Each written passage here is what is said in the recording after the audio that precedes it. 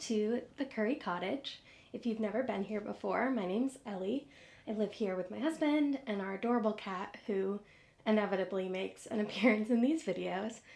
And I love all things cozy, but especially knitting and crochet. And I'm sharing my journey to use up my yarn stash in 2026. So I almost said 2017. That was a long time ago now. So in 2026, I am going to use up my stash. That's the goal. In my last video, I walked through a bunch of the plans that I have for different yarns to use some things up. Today, I'm going to show you how those projects turned out and kind of set the stage for what else I have on whips and what else is coming up in the future. So excited to share all of that today.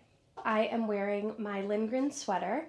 This is a pattern that's published by Knitting for Olive, and I used their heavy merino and soft silk mohair to make it. I used the color eucalyptus for the green, and I don't remember exactly, but I'm pretty sure I used cloud for the color work.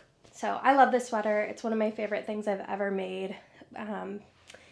Just because it's so cozy. Look at these sleeves. They're a little long, but it's like one of my favorite things to just throw on for a cozy day of knitting. And I've worn it to work and things like that too. Just very versatile. So I love this one. So to get started, you can take a look at the first project that I presented in my last video, which was at the time a work in progress or a whip. But this is the Seagus cowl. And now it's all done.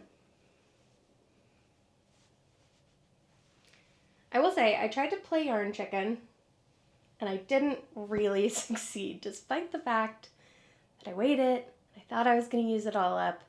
I do have some yarn left over from this pattern. That's okay. I will also admit, I worked the second color work kind of fast. It's not my best color work job. This is the first part that I worked. A bit more even. On the second part, I think you notice more like loose floats and things. I don't know. I still think it's very effective, and if I was giving it as a gift, I might have gone back and redone this section. But I don't mind for myself, and I won't really notice. And I think with some wear, some of those floats will kind of settle in even more than they did during blocking. That being said, I'm very pleased with this project. I think it's really nice. I think the color work was a little bit harder to do because this is a superwash yarn. Typically, I would not use superwash for color work because it's not super like grabby. Obviously in socks at a certain point, like you can't avoid it. And it does come up sometimes. But especially on this, like maybe I should have caught my floats a little bit more frequently, but like I said, I was just kind of like cruising. But I don't love working color work with superwash wool just because of that fact. The fact that it's a bit slippery, it doesn't really grip, it doesn't kind of like felt into the pattern as much, the way that something like a, proper Shetland jumper weight would, where it's a lot more grippy of a material. It's got some lanolin, it's got some texture. Superwash is very, very smooth, so you're not going to get that. All of that to say, though, I'm still really pleased with how this cowl came out. I think it hangs really nicely. It's nice and cozy. Probably won't wear it till next winter at this point because it's May, but I am really pleased with this. So let's weigh up what's left and set aside the tailings.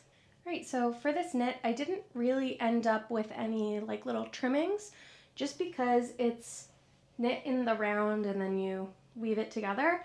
I just stuck those right inside after I was done. So I didn't have to trim anything off, which is great for the project I'm trying to do.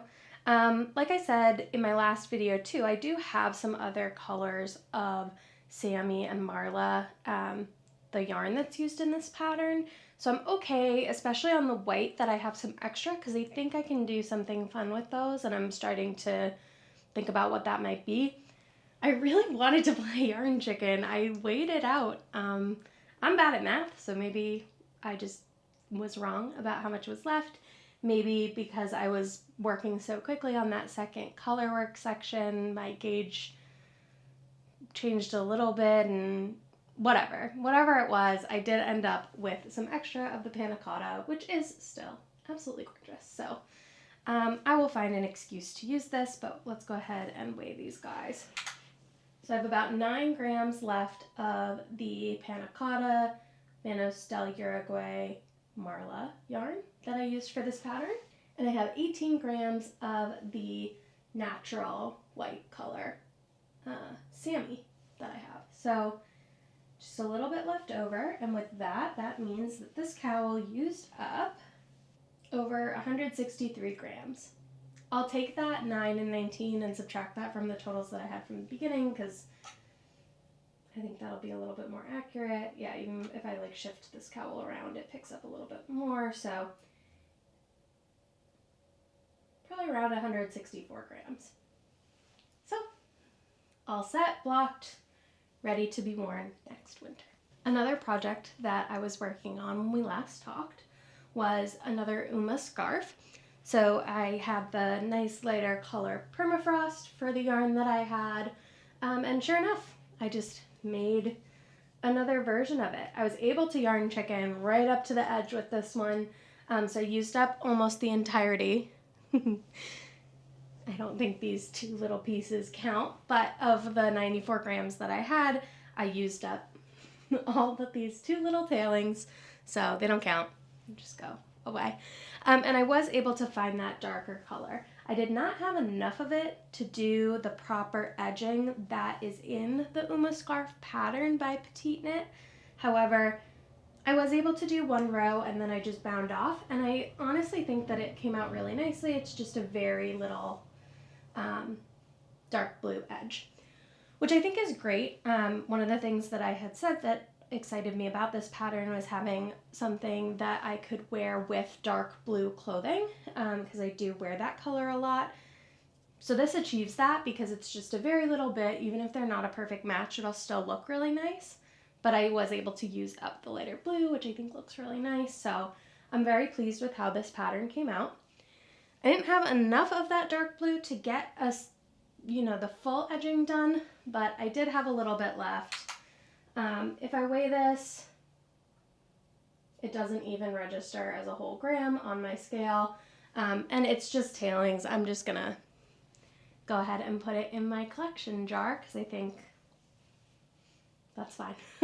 I won't count it as anything useful, because it's really not. So, Uma scarf number 2 is all done. I'm really excited about the weight of this. Even though it is a worsted weight, I used larger needles, so it's got a little bit of see-through in it. It's really nice and drapey, and I think this will be really nice for like spring weather. I was also thinking that I realized that I knit this in a nice color if I wanted to go to the Red Sox game and use like a Red Sox pin or something to pin it on. I think it'd be really fun for a sports outing. So yeah, very pleased with the Uma scarf, done and dusted. This used about 100 grams of yarn all in, so big success. No leftovers. That's a win. Another pattern that I talked about in my last video was the Autumn Fade Cowl, which I did make, but I did end up modifying it. I mentioned that I have some patterns from Doodle Knits. Love their stuff. Very fun little color work patterning. And it ended up working out that some of the patterns that they have in there work on either 12 or 24 stitches, which aligned with how many stitches were suggested for the Autumn Fade cowl neck. So I was able to use their patterns to create a little bit of a variation. So I just added these sections of flowers, and then I kept the bands very similar. I was very nervous about color run with this pattern. I haven't used a ton of Malabrigo Rios, so I can't attest to whether this is common, but I do kind of remember it from my first project using it, where there was a lot of color that rubbed off on my fingers, on my needles as I was working this pattern, to the point that I was kind of nervous that the colors were gonna run.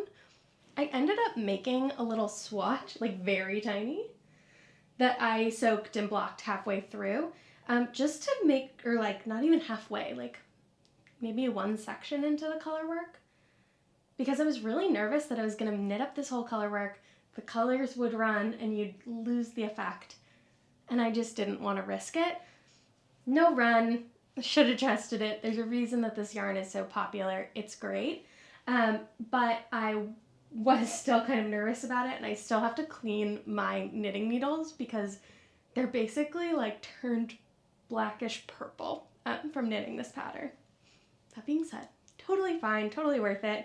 It came out beautifully. I really like the pop that the red gives and how it helps the white really stand out. I'm very happy with this flower motif that I added. I think it's really fun. It's a little bit heavy. Again, not something that I'm really gonna wear until probably the fall, but I love how this came out. I did end up with some extra yarn from this pattern as well, but like I mentioned last time, I have some other little bits and pieces of Malabrigo Rios, so I'm okay with that. I want to find something to do with all of those together now that I actually have this piece done. So I ended up with a fair bit, honestly, of the white especially, which is the one that I wanted a bit more of. So I have about 27 grams left of the Cumparista, and I have 44 grams left of the white. So that's really only like half of this, which is totally fine. I knew that would be the case. Obviously the pattern uses more of the red than the white, so that's fine. So all in, this cowl used up about 127 grams. So it's great. I would highly recommend this pattern if you have maybe some tailings. I think you could do a lot of like different colors. Like if you wanted to, you could do, you know, the ribbing in one color. You could do one section with one main color, one contrast color, and change it as you go. So there's a lot of flexibility here as far as using up some stash that you might have. But I really love how this came out, and it's really nice and squishy. My cat was loafing on top of this while it was blocking because it's very nice. For tailings, I only ended up with a couple little pieces because it was just those two colors throughout, and you don't have to break yarn at any point in the middle. It's really just the cast on and cast off those pieces. So that's all that's going into my tailings jar. So that's great. On my last video, I also talked about making the local yarn cowl, which I did. I will say, this cowl was a little bit of a leap of faith because I wasn't sure that I loved how much contrast there ended up being between these yarns. I even actually started by casting on the darker blue color as the ribbing, but I didn't feel like it was giving a lot of credit to the hand-dyed yarn that I used in this by doing that. I felt like it kind of overpowered it, so I ended up switching it up. I used the lighter hand-dyed yarn that I had for the ribbing and the main sections, and then I used the darker blue on the like contrast color sections, which have a little bit of a slip stitch mosaic accent on them. I think the effect is really nice. I don't generally wear a ton of stripes. I say wearing a striped sweater, that's why I'm laughing, but I do actually really like how this came out. I think my original plan of like just wearing this with a nice white t-shirt or something does work very well.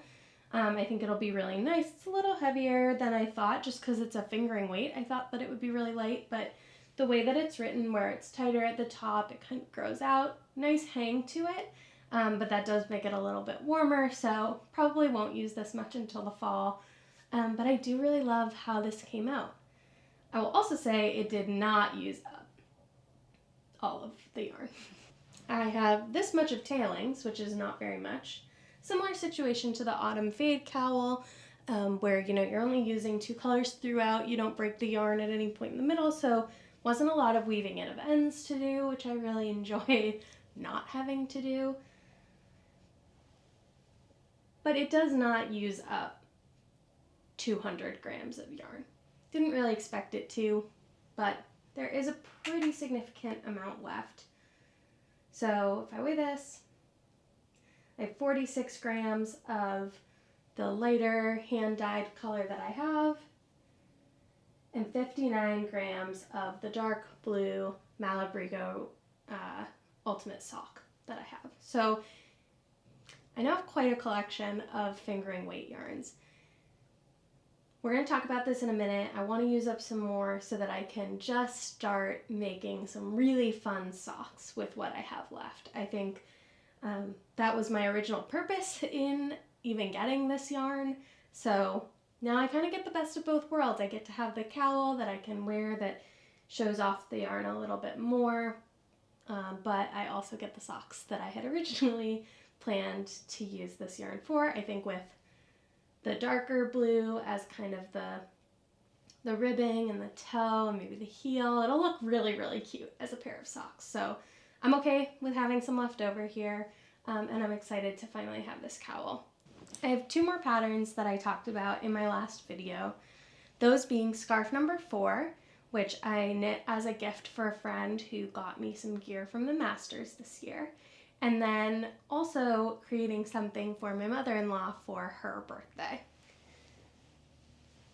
This is the scarf number 4 that I knit for my friend.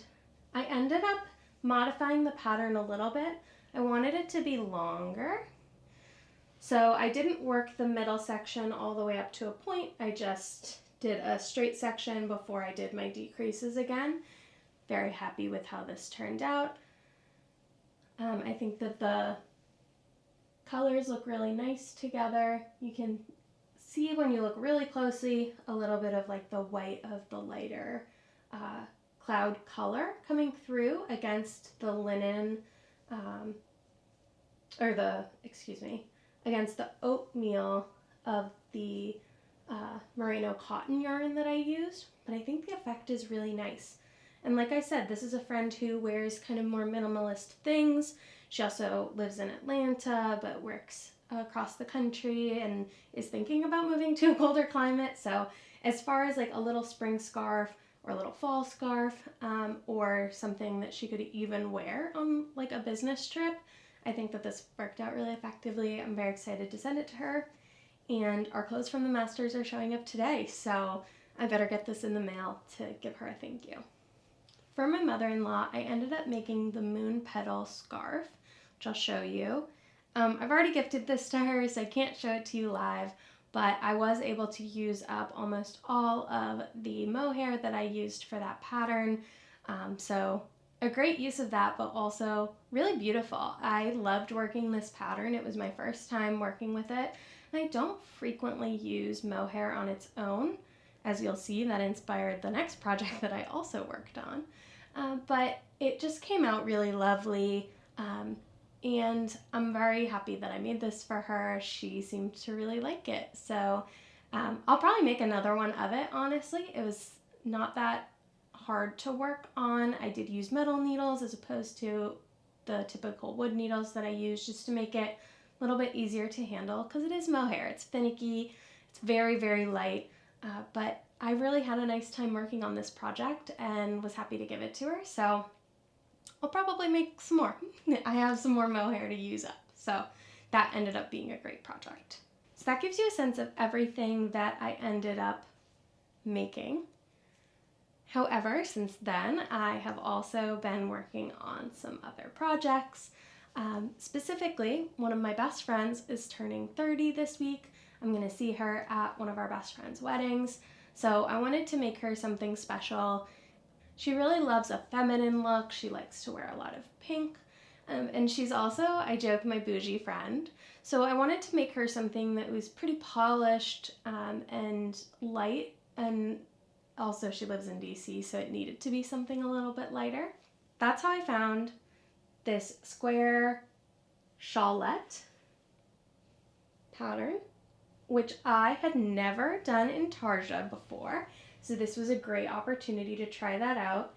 And it was so fun to make this. You can see I still have the ends to weave in. She actually recommends blocking it before you weave in ends. It is a very fine material, so I'll need to be careful of that.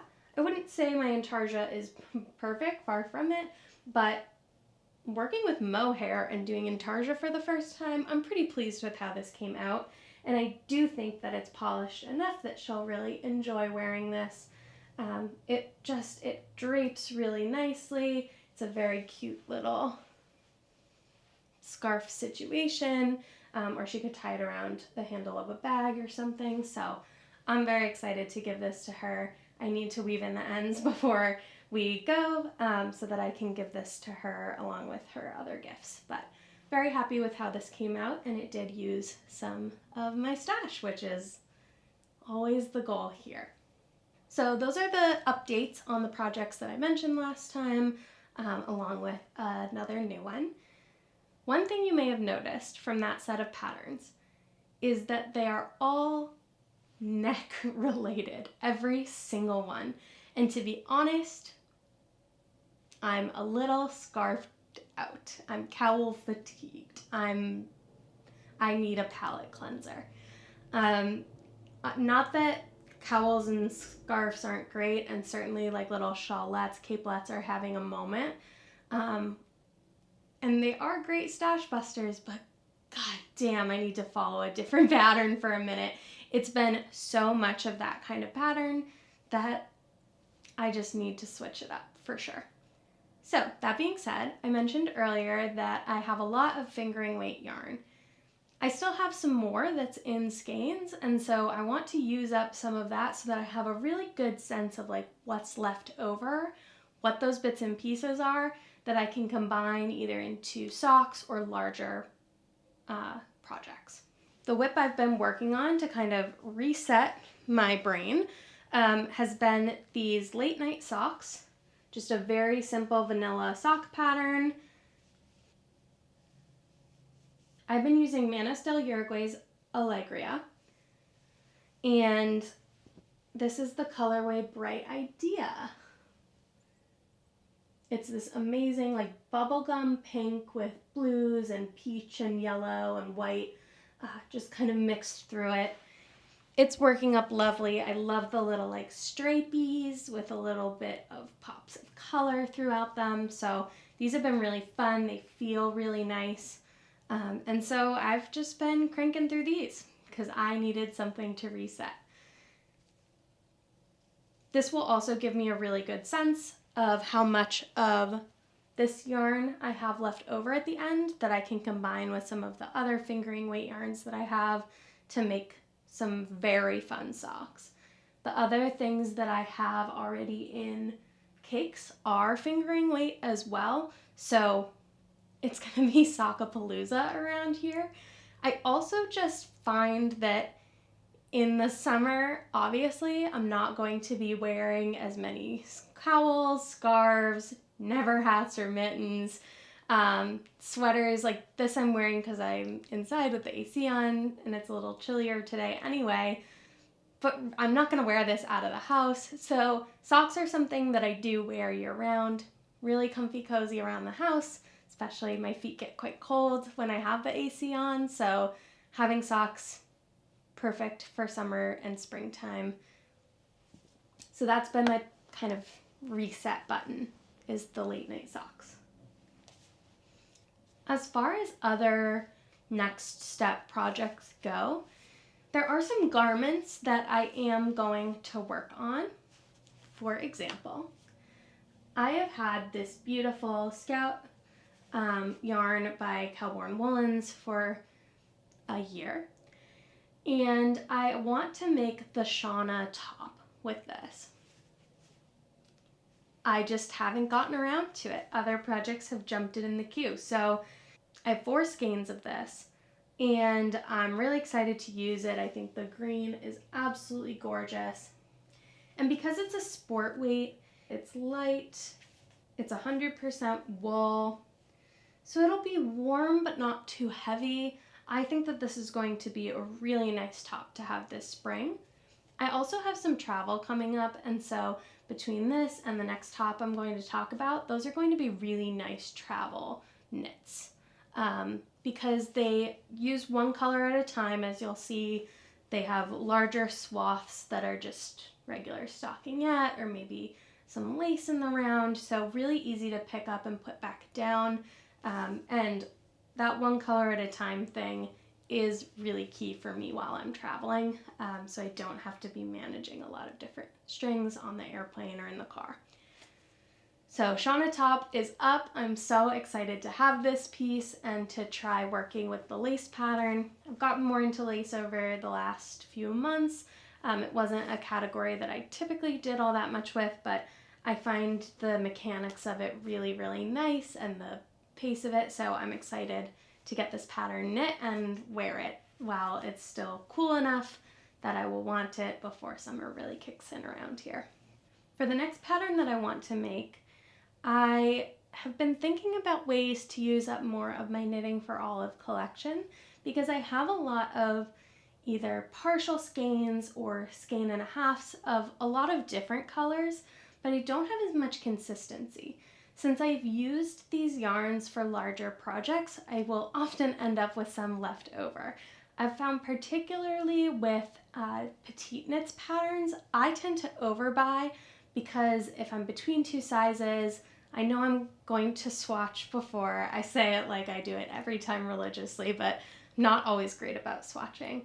So I end up getting a little bit of extra and then I don't need it, and that's how I end up with an 8,000 gram stash. So I wanted a project that would bring together a couple of different colors, and I landed on the garment Camisole number 4 by My Favorite Things.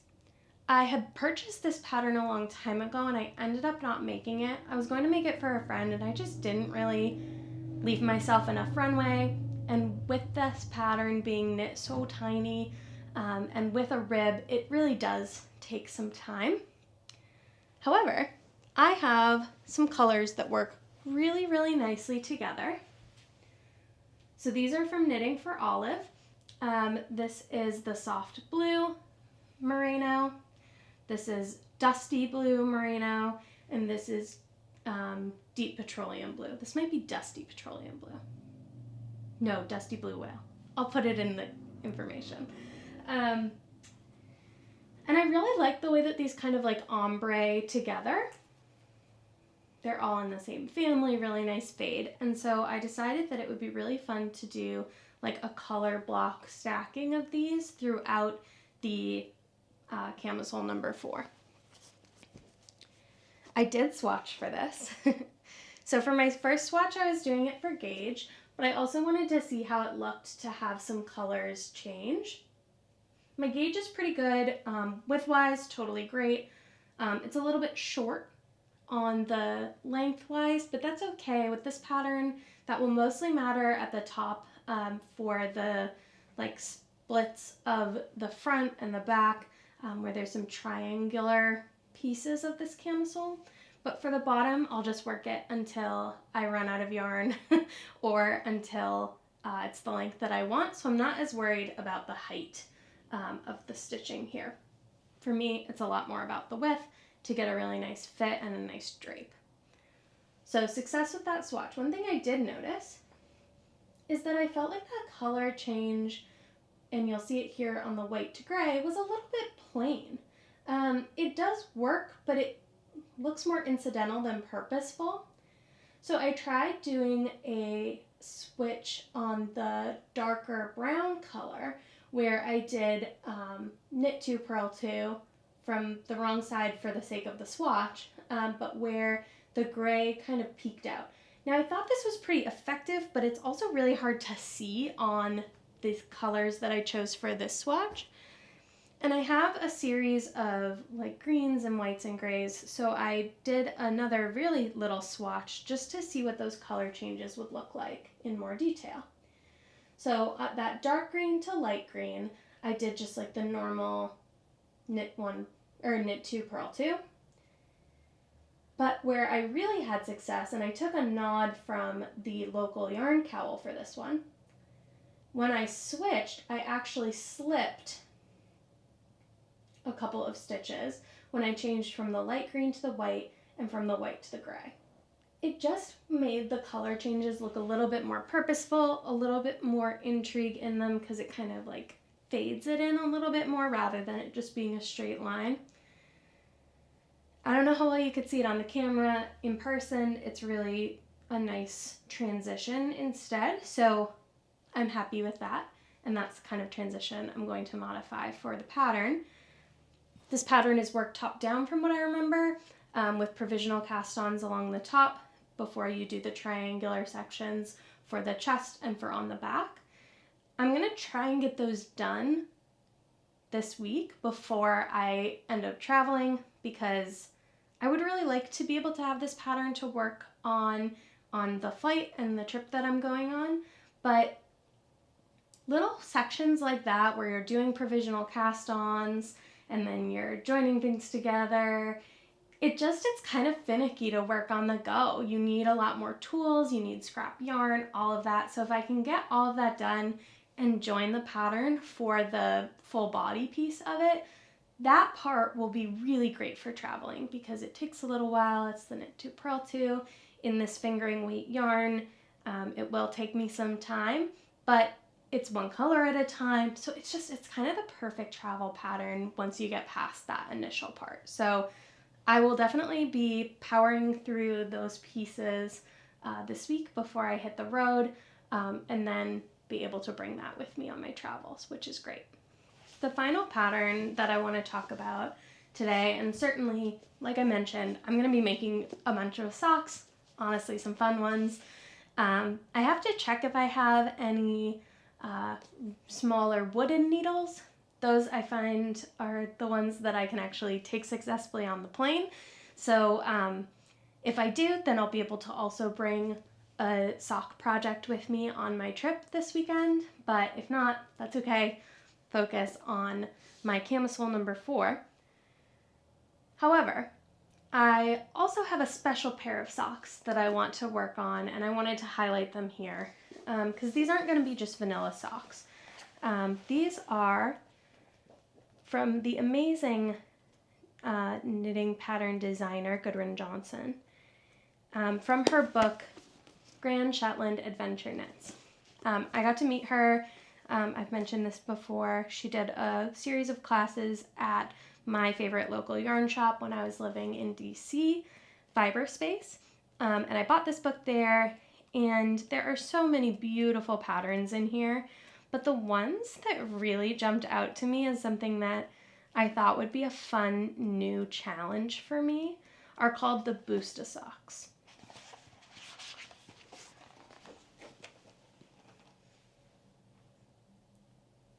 This is a beautiful pattern, and it calls for a Portuguese wool that I'm not familiar with, worked in stranded color work with spin cycle yarns dyed in the wool. I have long been fascinated by dyed in the wool. They make such amazing color combinations, really unique. Every skein, it feels like, is very unique. And I have done some projects with their yarn.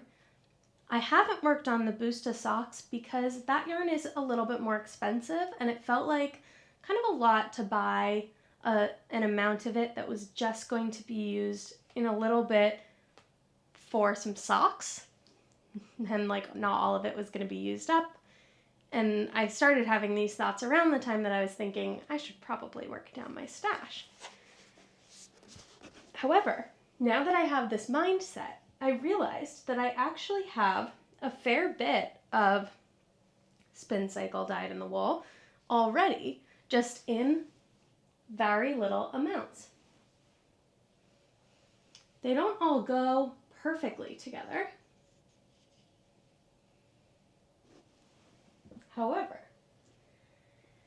I think I'm going to make some very funky Boosta socks by bringing together all these different little colors that I have to create something really like funky and fun. If you can't be funky with socks, you can't be funky anywhere, really. So yeah, I also have just some other like similar weight fingering minis around, so if I need to supplement it, I can. However, this combo seems really cool to me. So I need to figure out a comparable yarn to the one that's mentioned in the pattern for the contrast color.